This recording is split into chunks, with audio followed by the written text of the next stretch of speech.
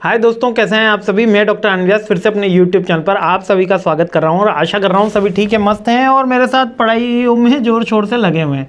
Second most important question पर मैं आ गया हूं और आ गया हूं सेवंथ मोस्ट इंपॉर्टेंट क्वेश्चन पे। अंतिम प्रहार की सीरीज चल रही है, इन्वेस्टमेंट एनालिसिस एंड पोर्टफोलियो का सब्जेक्ट चल रहा है। सेवंथ क्वेश्चन है support and resistance level, trend line क्या होती है, टाइप्स ऑफ चार्ट किसे कहते हैं और इनका इंटरप्रिटेशन क्या है। तो सपोर्ट एंड रेजिस्टेंस लेवल थोड़ा सा मैं आपको बनाना सिखा देता हूं। यहाँ पर देखिए एक लाइन है, जैसे कि चलिए यहाँ पर थोड़ा सा और सिंपल सिखाते हैं। ये ट्रेंड लाइन है, ठीक है, इसको ट्रेंड लाइन बोलते हैं। ये अपवर्ड है, ये अभी अपवर्ड मूवमेंट में जा रही है ना ट्रेंड लाइन।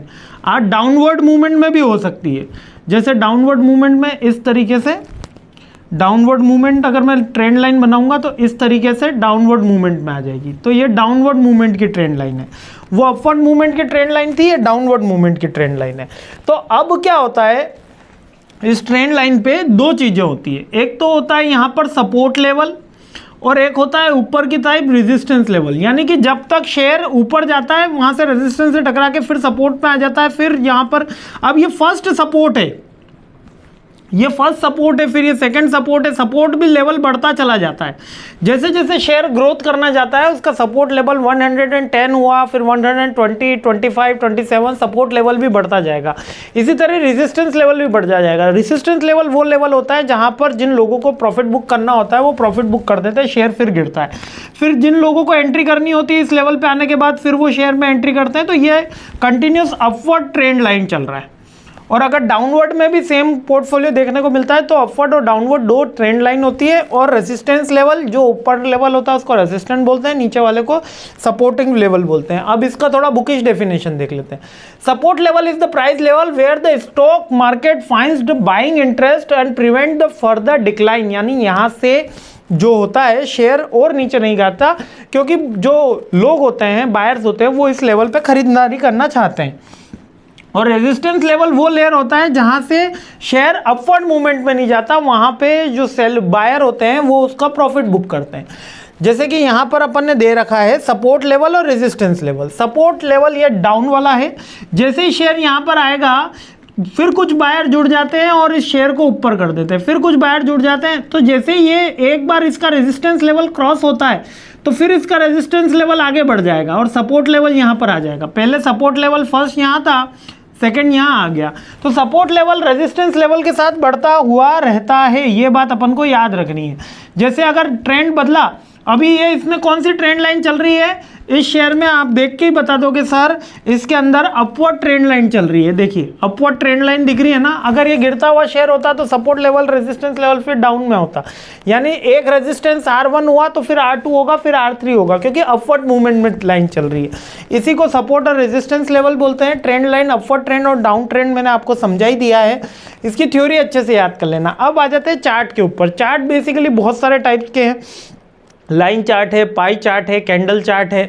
लेकिन यूजुअली जब हम शेयर मार्केट और इन्वेस्टमेंट वाला सब्जेक्ट पढ़ते हैं तो लाइन चार्ट आता है, बार चार्ट आता है ना, कैंडल स्टिक्स वाले चार्ट आते हैं और पॉइंट और फिगर वाले चार्ट होते हैं। तो सर अब चारों कैसे याद करेंगे, तो चारों को बनाने का तरीका अभी अपन आगे से सिखा देता हूं मैं।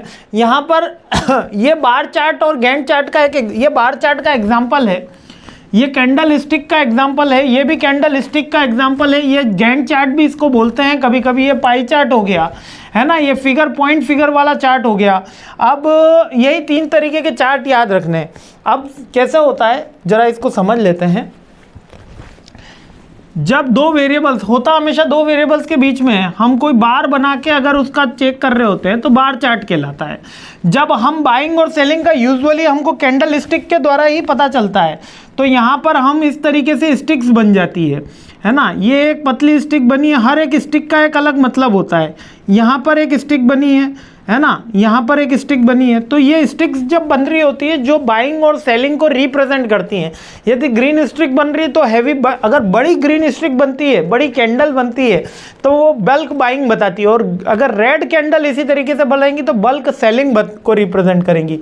जैसे कि यहाँ पर बाइंग और सेलिंग यानी ग्रीन क्या बताती है, आपकी बाइंग बताती है, और रेड क्या बताती है, सेलिंग बताती है। थोड़ा सा कलर आपको यहाँ पर स्क्रीन में दिक्कत आ रही होगी, माफ़ी चाहूँगा उसके लिए, लेकिन ये इस तरीके से बताती है ना। डिटेल वीडियो में तो मैंने बार चार्ट इसको बताया ही है। ये पॉइंट वाला चार्ट है आपका, ये कुछ बस इसकी थ्योरी आपको याद रखनी, like line chart connect the closing prices ever a specific period, bar chart represent करता है प्राइस के मूवमेंट को, ठीक है। ये लाइन चार्ट इस तरीके से, लाइन चार्ट इसका इस तरीके से, ये लाइन चार्ट हो गया, जो ट्रेंड लाइन बता रहा होता है वो लाइन चार्ट हो जाता है, ठीक है।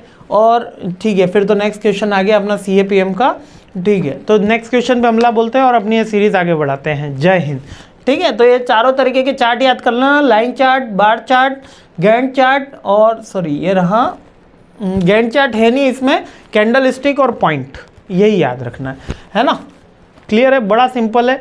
तो क्या क्या टाइप्स ऑफ चार्ट मैंने बता दिया आपको, इसके अलावा मैंने आपको क्या क्या समझा दिया, लाइंस के टाइप बता दिए और सपोर्ट और रेसिस्टेंस लेवल दोनों बता दिए, है ना। तो पार्ट बी का भी एक ओवरऑल क्वेश्चन हो गया और पार्ट सी का भी एक अच्छा खासा अपन ने क्वेश्चन यहाँ पर कर लिया। आगे बढ़ते हैं और अपनी सीरीज आगे बढ़ाते हैं। ये ऑलरेडी मैंने डिटेल वीडियो में भर भर के समझाया, इसलिए अभी नहीं बता रहा हूँ, कल एग्जाम भी है, ऑलरेडी थोड़ा बहुत आपको आइडिया है ही। फिर भी यदि कोई डाउट है तो फील फ्री टू आस्क, आप क्वेश्चन कर सकते हो, I am happy to help you. और कल से पहले ही आपको जवाब आ जाएगा, एग्जाम से पहले, है ना, चिंता मत करना, मैं हूँ।